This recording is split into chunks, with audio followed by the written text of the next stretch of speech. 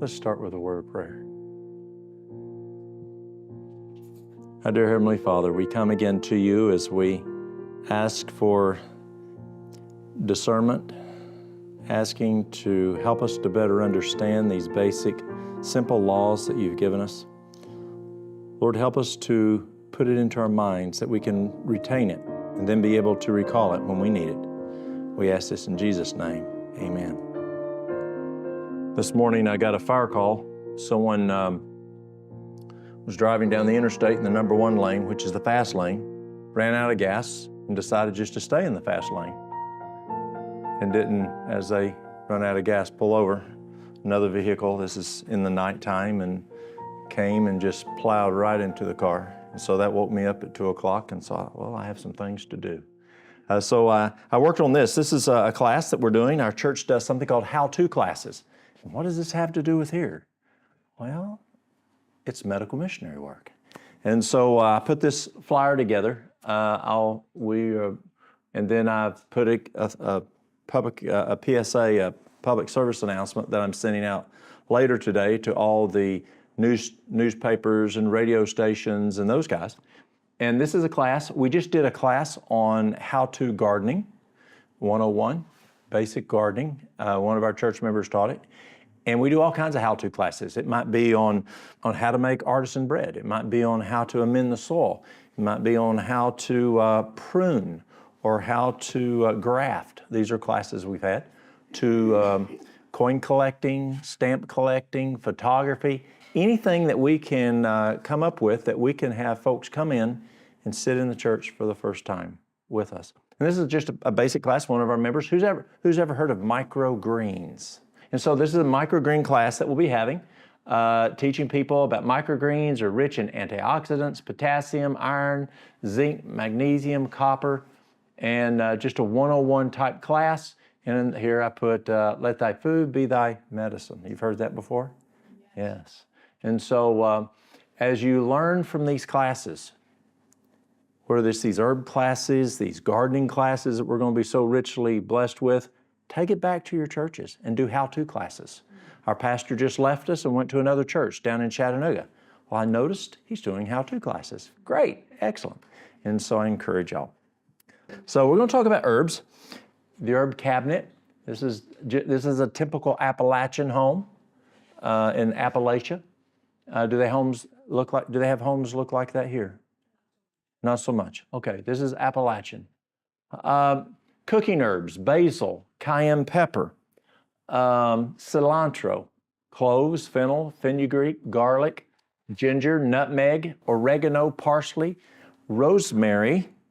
These are herbs that you might be cooking with. Sage, turmeric, and thyme. Where in the kitchen do you not keep your herbs? Over the stove. Over the stove, yes. Why? It's hot, yeah, away from the stove. Yeah. And a lot of people have their spices right there on a spice rack right by their stove, and they will go bad faster. So how can we use herbs? There's a lot of ways we can use herbs, and we're not going to talk about all these today, but these are ways, just kind of an overview.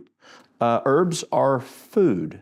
Herbs fall within the 8 laws of health. And which law do herbs fall within?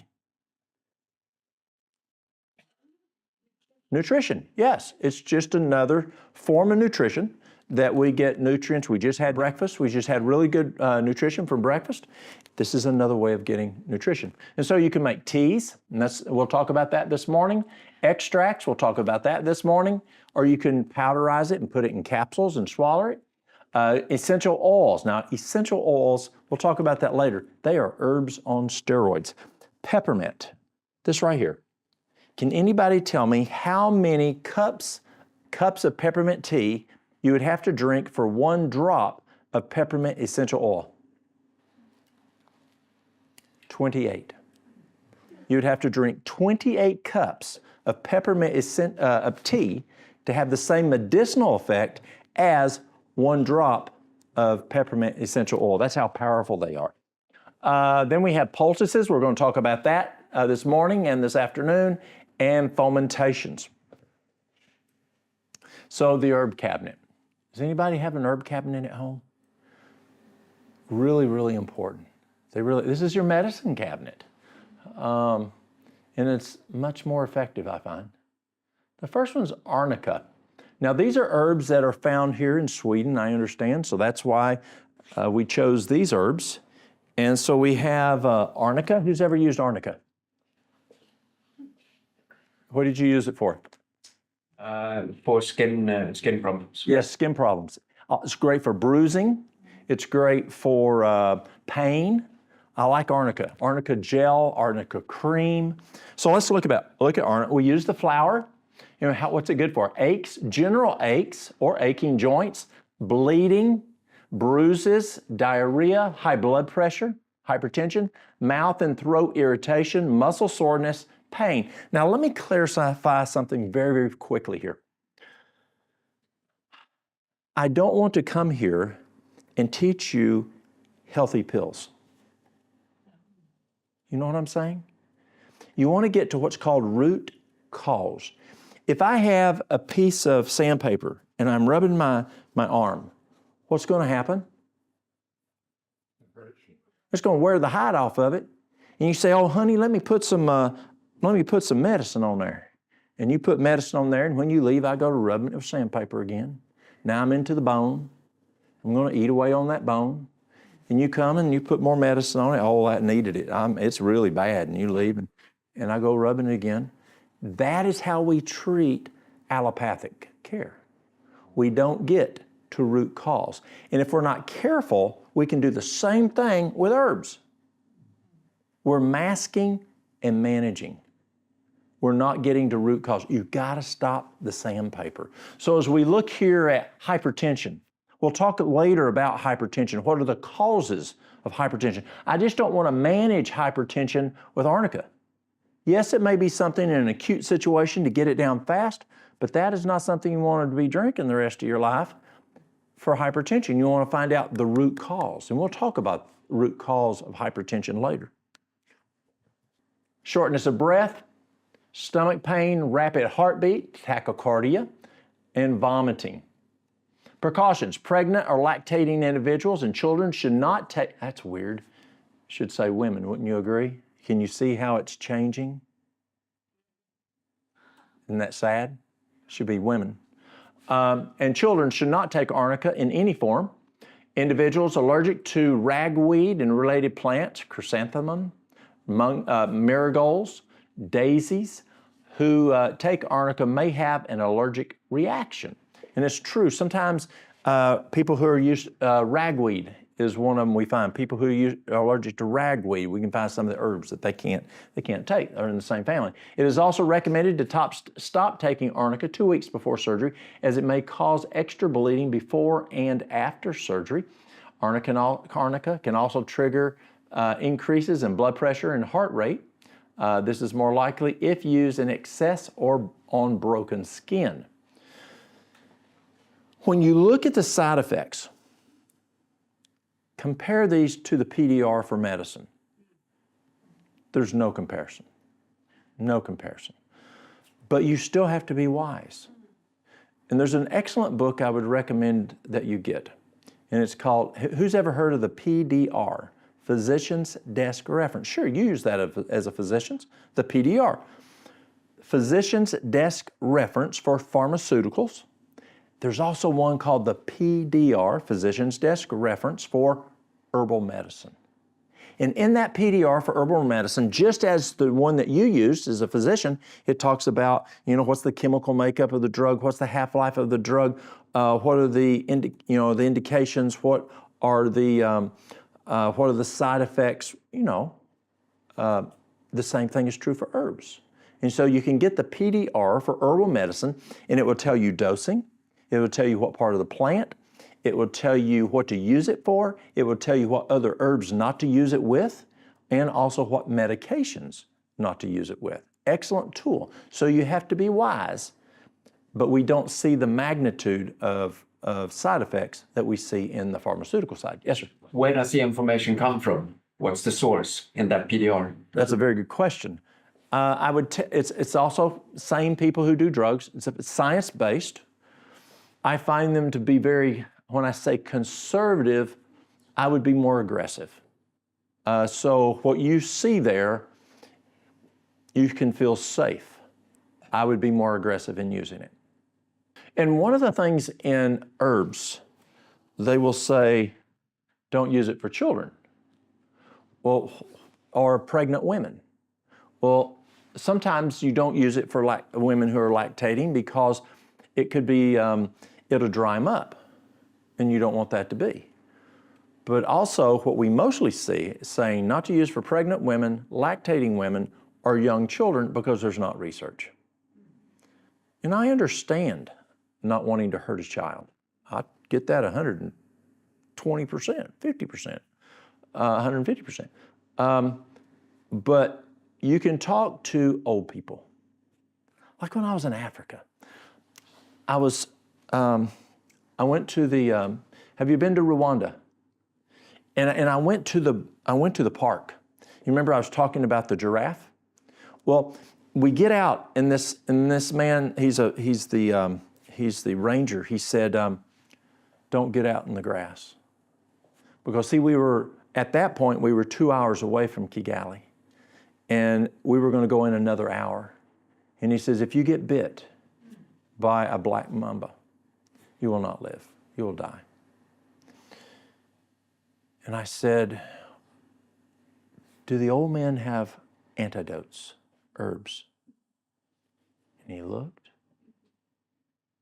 and he looked. Was anybody listening? He said, yes. He says, they pull about 3 different types of herbs and put it together, and you will live. But the problem, you got to find the old man, and you got to find the herbs. But go to people. If you want to find out what babies can take, nursing mothers can take, who do you ask? A good midwife. They'll let you know. Say someone like a Marianne McNeilis, who's been around a long time, has a lot of experience. Now she's a physician who does midwifery type of things, but ask someone who's older, and you can find a lot of information from them. More of an active ingredient can be absorbed through broken skin.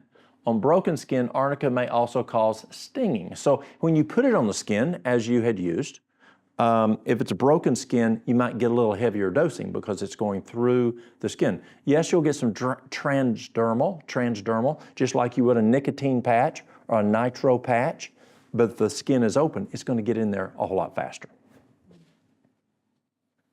The next one is chickweed.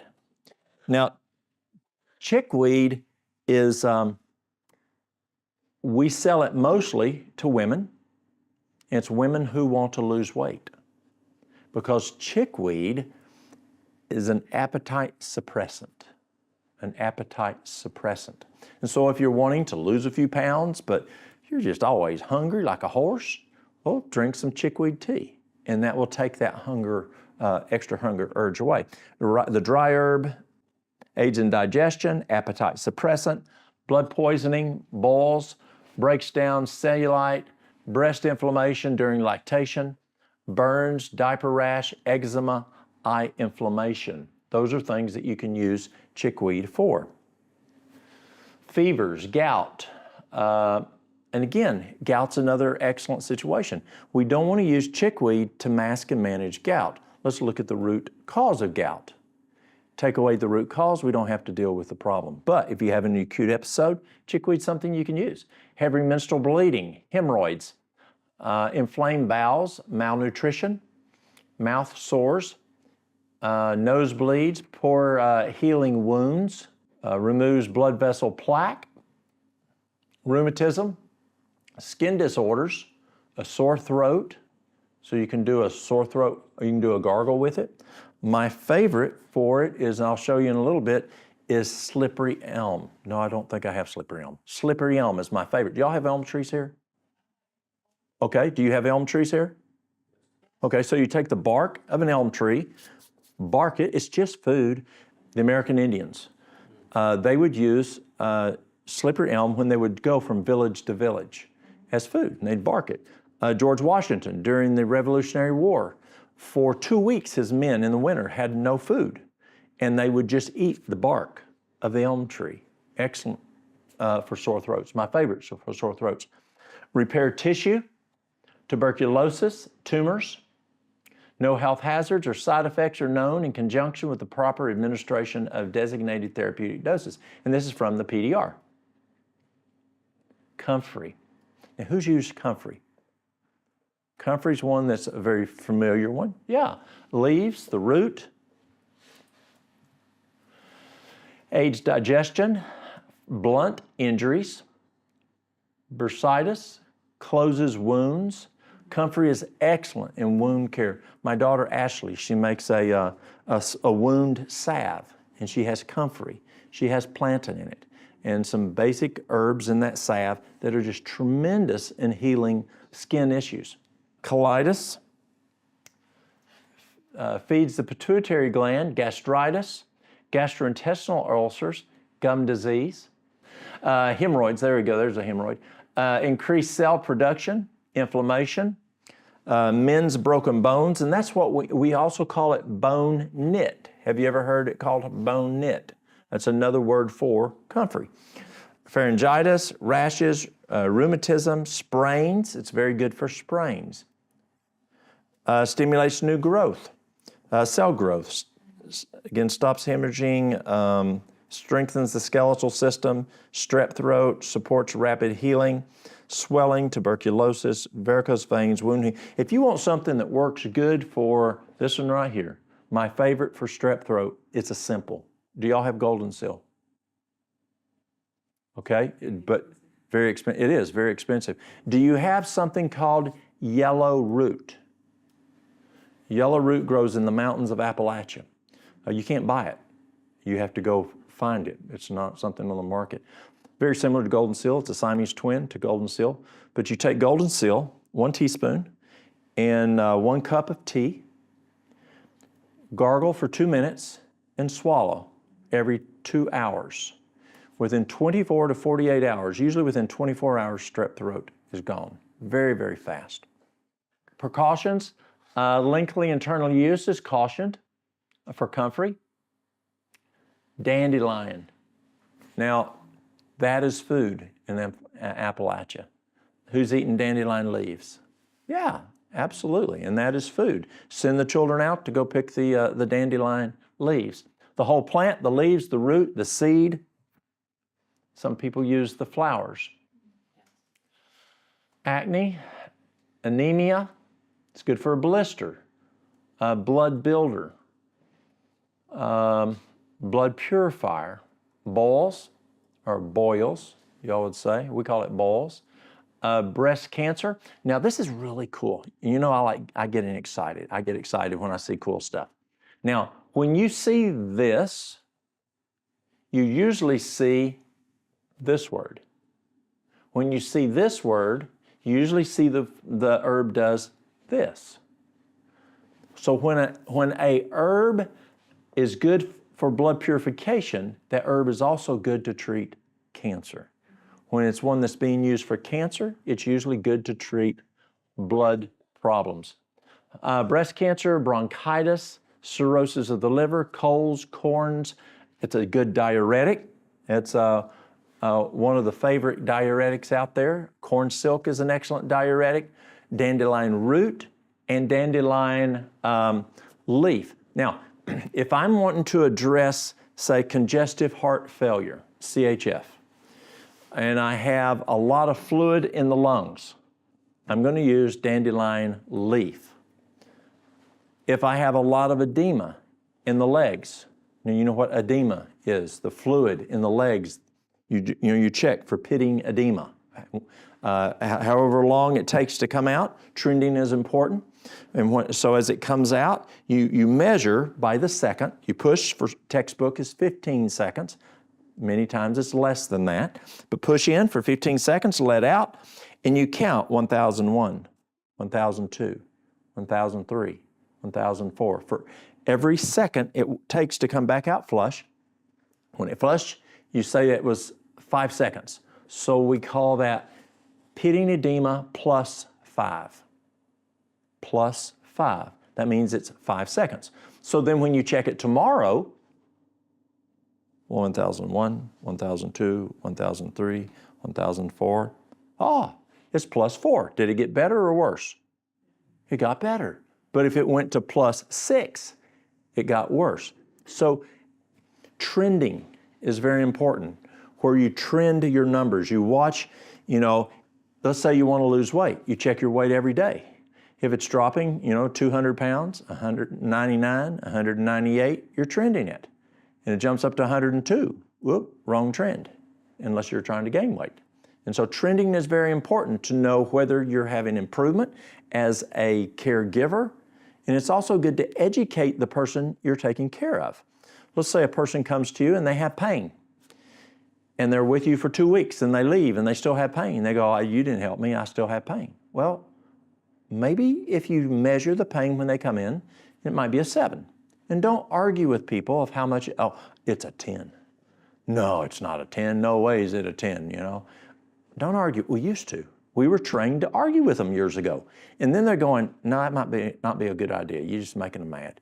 So whatever it is to that person, that's what we're going with. It's a 7. Good. 7. Document 7. And when they leave you, it's a 4. Do they still have pain? Is it better? Then you had improvement. So it also educates you on the trending, is what you're doing improving. Also, it educates the patient that they're getting better too. And many times, this is important in getting better. Maybe I can share a story with you of a neighbor I had that was dying with cancer. So it's a great diuretic. Eczema, electrolyte balance. Why is it so good for electrolyte balance? It's plumb full of nutrients, minerals, very full of minerals. And so it helps with the electrolytes. Hepatitis, high uric acid, improves the tooth enamel, joint stiffness. It's a good laxative. Lungs. Now, I should have another one in there. It says lungs infection, but what's another L problem that dandelion is good for? The liver. If you have liver problems, your milk thistle is the best, but right there as a partner, running side by side, I put dandelion root, not leaf, root. Another one that should have fallen in the case is what? Kidneys. Dandelion is excellent for kidneys. Now, the best is corn silk, but running right there, right beside it, along with corn silk, as a partner, is dandelion root. So I use the root for the kidneys and the liver. I use the leaf for congestive heart failure, for the lungs, for the legs. Works very, very well. Potassium rich, promotes digestion, reduces serum cholesterol, stimulates appetite, stimulates bile flow.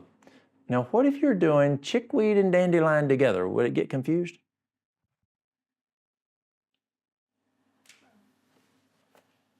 Stimulates appetite. Chickweed takes away appetite, and your body's going, make up your mind. Do you want me to eat or not?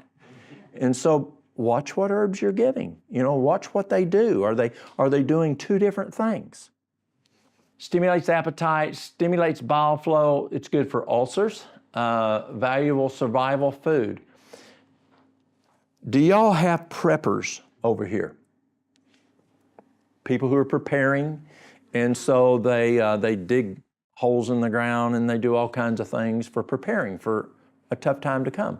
Well, preppers are taught in Prepper 101, one of the foods is dandelion leaf. It's easy to get, it's all over the place, and it's very nutritious. So it's a good survival food. Vitamin A rich, it's also good for warts. I like bee propolis better for warts. Y'all know what bee propolis is? Do y'all have a lot of beekeepers in this area? And propolis is that brown stuff about this color. And the bees use it, this is cool. The bees take it and they stuff it in the cracks to keep the cold out. But let's say you have a mouse that dies. The bees will take and mummify the mouse, and pathogens can't get out of the propolis little mummy thing. Isn't that cool? Yeah, but bee propolis is really good for warts. It's good for sore throats. It's good for the immune system. Propolis is really good stuff. Be careful where it comes from. There's a lot of propolis out there on the market. Over 90% of the propolis comes from a country that I don't want to buy from. And so, because I just don't trust them, buy local. You know, find an apiarist, a beekeeper that you trust. Precautions. PDR says no health hazards or side effects are known in conjunction with the proper administration of designated therapeutic doses. So that's dandelion. Dill, the whole plant. That's from the ground up. Anti-cancer, anti-pain, arthritis pain, insomnia, bone health, cholesterol, diabetes. And again, don't use dill to manage diabetes. Figure out what your problem is. 3 major causes of type 2 diabetes. And we'll talk about that over the next 2 weeks. Let's find out the root cause and just reverse it. In the first 20 years of my career, we never reversed type 2 diabetes, never. They actually told me when I left, and I said I was going to an industry that could reverse type 2 diabetes, and they told me I was crazy. That's what corporate told me. Walt, you're crazy. And then I said, we can improve type 1 diabetes. And they looked at me and they said, you are stupid. You cannot do that. Well, yes, you can. But let's get to root cause, not mask and manage. But if you have an acute issue, yes, dill can help with diabetes. Diarrhea, excess gas, hiccups, immunity. And all of these, let's find out the root cause. Increase strength, increase urination, oral health. It's a relaxant, respiratory disorders, stimulates menstruation. According to researchers, dill is generally safe, but in rare situations, it may lead to allergic reactions, vomiting, diarrhea, oral pruritus, urticaria of the tongue. That's like, looks like little sores on the tongue, or throat swelling. People who are allergic to carrots may experience an allergic reaction to dill. And that's up here again, people can have allergic reaction. And you say, oh no, I can't do herbs, they're too dangerous. Well, some people have allergic to cashews, allergic reaction to cashews. Some people have an allergic reaction to peanuts. Some people have an allergic reaction to dairy. I have an allergic reaction to dairy. My gastroenterologist 24 years ago told me I was going to die. Period. You're going to die. Couldn't figure out what was wrong with me, but I was going to die. So that's the time to go look for another doctor. I had a wife, I had 3 kids at home, so I went to another doctor that a cardiologist had recommended to me. Guess what my problem was? Dairy. And I grew up on a dairy farm, but dairy was killing me, and I can't do dairy. So people do have allergic reactions to different things. If you got a problem, stay away from it. I will not do dairy. It's not recommended that one uses dill as a medicine during pregnancy or breastfeeding. Use dill on one's skin may cause irritation, or using dill. Some people just have reactions to different things. My daughter, she cannot get around, I don't know if are there any essential oils she can get around? Maybe like lemon or something. That's it. Anything else, don't put it in a diffuser if you want her to come by the house, or she won't come in because she has allergic reaction. My youngest son also has allergic reactions to some essential oils, not as bad as my daughter. Drinking dill juice may make one more sensitive to the sun. People with diabetes who are taking lithium. Now this is the lithium, which is a pharmaceutical. It's not the lithium orotate, the lithium aspartate, which I like. I like orotate. It's phenomenal for stress. This is the drug lithium. I had a lady come in a couple of weeks ago. She was taking 1,200 milligrams of lithium a day. That's a mess of lithium. That's a lot. Those undergoing surgery within the next 2 weeks should talk to their healthcare provider before using dill as a medicine. So sometimes it can be an anticoagulant. So if the herb is an anticoagulant, well, that could be good. But if you're going to have surgery, that may not be good. And so you just time when you're going to take it. Elder. elderberries, elderflower. Who's used elderberries? Anybody used elderberries? They're amazing. Elderberries are really cool. They found in Australia the elderberries can prevent a virus from attaching to the side of the lung. Now that's very important. Very important. So you can use the berries, the flower, the bark, the leaves, the stem, the root. The author that I've been quoting a lot, she would plant elderberries at her home because she found elderberries to be really good for you. They're excellent for the immune system.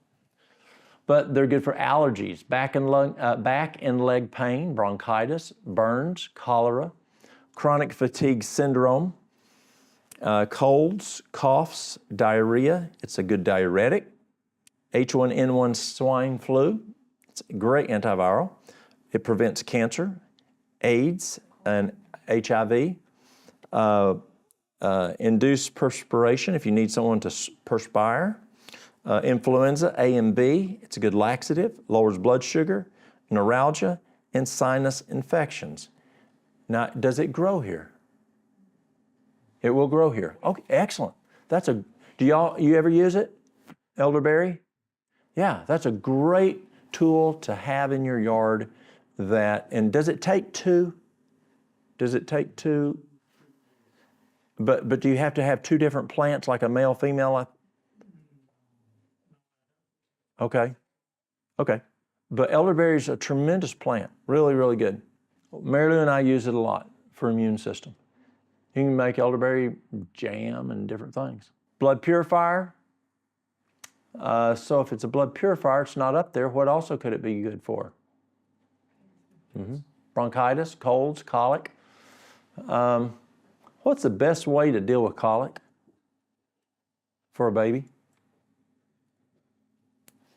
Breastfeed. Now you'll hear me over the next 2 weeks talk about breastfeeding. When I was in 1969, I was 9 years old. Tennessee was the 4th healthiest state in the United States. Now you're not from the United States, so you don't know the correlation as much as people in the United States. People go, no way. Tennessee, no way, you were the 4th healthiest state in 1969. Well, it didn't take long. In 2009, we were the 4th unhealthiest state. And that's what people would expect, us along with Mississippi and West Virginia and those places. So Nashville tried to figure out why was Tennessee the 4th unhealthiest state in 2009. Number one, it's what we ate. In 1969, if you went out to eat, you went to Grandma's to go out to eat. We didn't have the restaurants and stuff. One, we didn't have it. Two, we couldn't afford it, especially mountain folks. And you went to Grandma's, you went out to eat. In 2009, folks didn't eat at home hardly. They ate out all the time and junk food. Number two, what were people drinking? In 1969, water, lemonade, Tang. Remember the astronauts drank it, so it must be okay. Not the healthiest for you. But still, it was better than the volume of what we started drinking. If we drank a soft drink in 1969, it was just a little old bottle, not big. In 2009, we were drinking what's called gulps. And you can get refills and more refills, as much as you want, as long as you're at the restaurant, just keep filling up.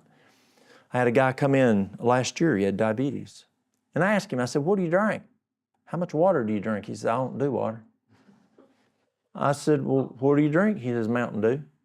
I said, well, how much you do? He said, 3 liters a day. 3 liters a day. No wonder he had diabetes.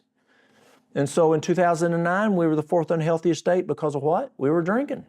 Number 3, exercise. In 1969, I was riding my bicycle. I played a lot of softball back then. I was running, I did chores, I was active. In 2009, where were kids? Inside doing video games at that time. They didn't have the phones as much then. They do now. But in 2009, they were inside playing video games. They weren't exercising. And what do you think number 4 was? The lack of breastfeeding. Breastfeeding is huge Very important. And so a girl will come in and they'll have baby have colic, they'll have croup, and I'll say, do you breastfeed? No. It's exactly what they tell me. That's gross. That's exactly what they tell me. That's gross. My girlfriends don't do that. Why would I want to do it? And breastfeeding is so important for the immune system, for the bone health, for the digestive health. Now they're finding for cardiac health as we get older. Breastfeeding's huge. 2-3 years is what's recommended. Yeah. And later maybe I'll tell you about how to increase the IQ 10 to 15 points above the mother's IQ.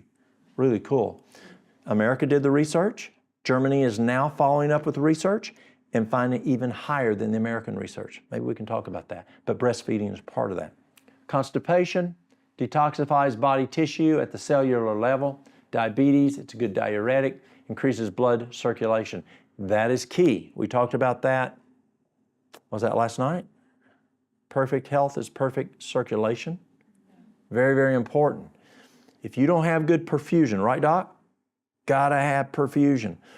Any of y'all guys, car guys? Y'all like cars? Anybody car guys? Oh, you like cars? Okay, so do you know what a Hellcat is? A Dodge Hellcat. Okay, so I have a customer who bought a Dodge Hellcat. Had it, fixed coming from the factory. It was 800 and some horsepower.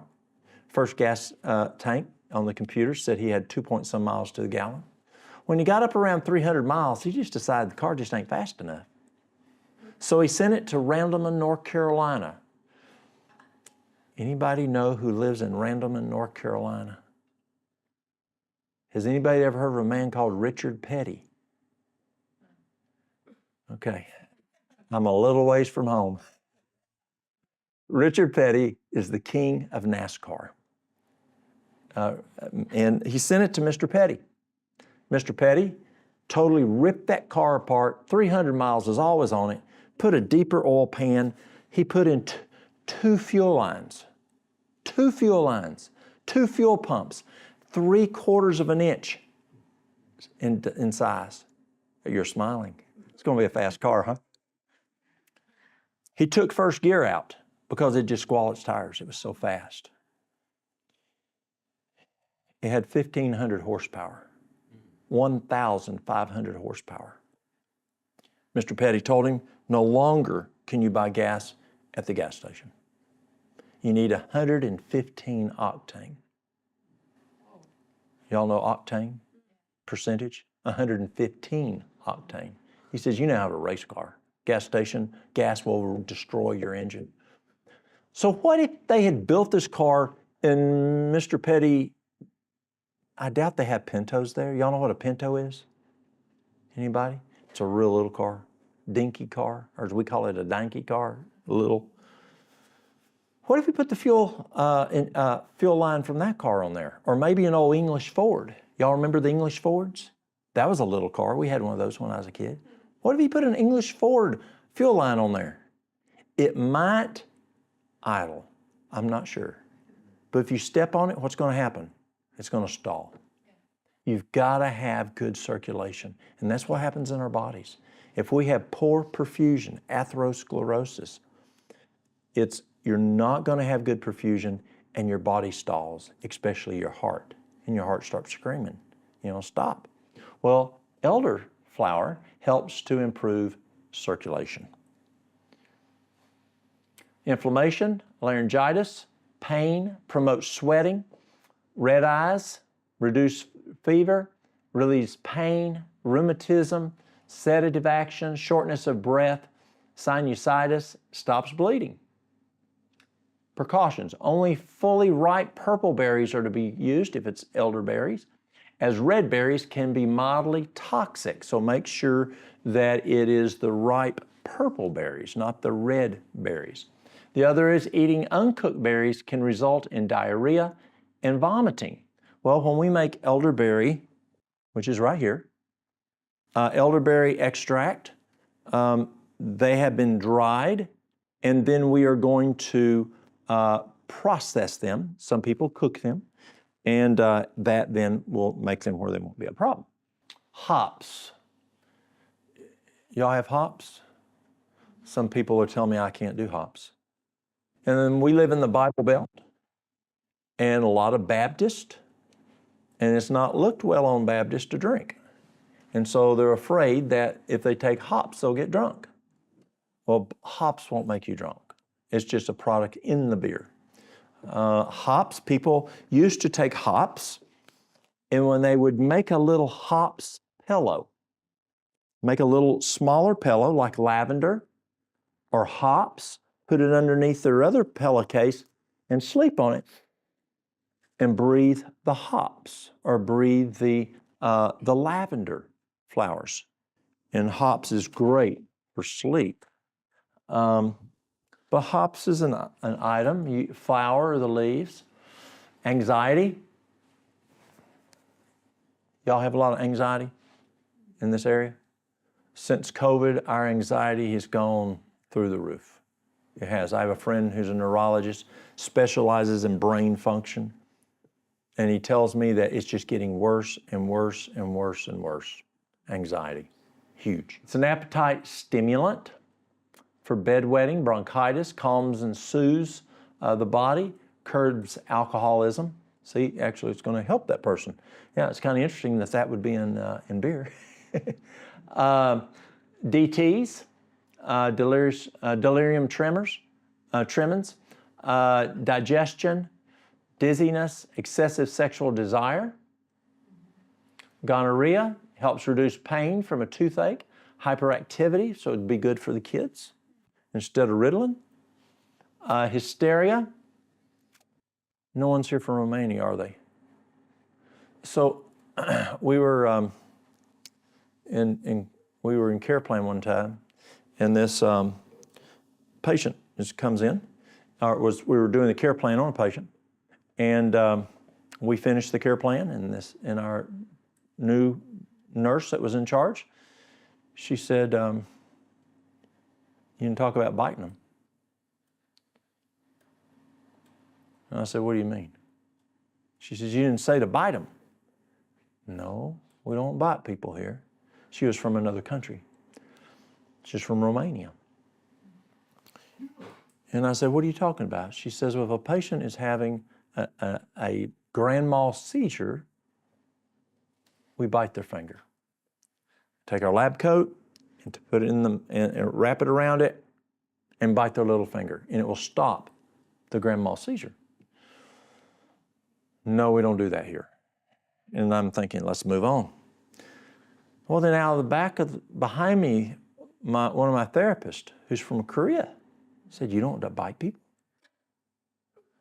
I'm thinking, what have I gotten into here?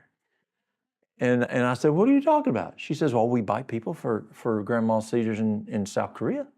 You don't bite them here? No, we don't bite people. And I just left it at that. No, we don't bite people here. We'll get in trouble. And so, you know what locum tenens is? That's when a doctor comes in and does some work for you short term. Well, we got two doctors, Dr. Gabriela Tolan and Leslie Tolan, the husband and wife team from Romania. And they came to the office to introduce themselves and for me to introduce myself to them and give them their directives. And I wanted to find out, you're from Romania? What do you do if a person has an epileptic seizure, a grand mal seizure? Right, both of them like they're in the choir. Bite them. I said, are you serious? Yes, that's what we do. I'm going, oh, wow. Okay. So I'd moved back to Tennessee, and I have a good friend. He's a physician from Germany. No one's from Germany here, huh? I said, so they do this in Romania. What do you do in Germany? Do you bite them? He goes, no, we're not that barbaric. He says, we just take our finger and we grab their earlobe and crank it down as hard as we can. And we get their little pinky and we take the other hand and crank it down as hard as we can. That's how we stop it. I'm thinking, wow.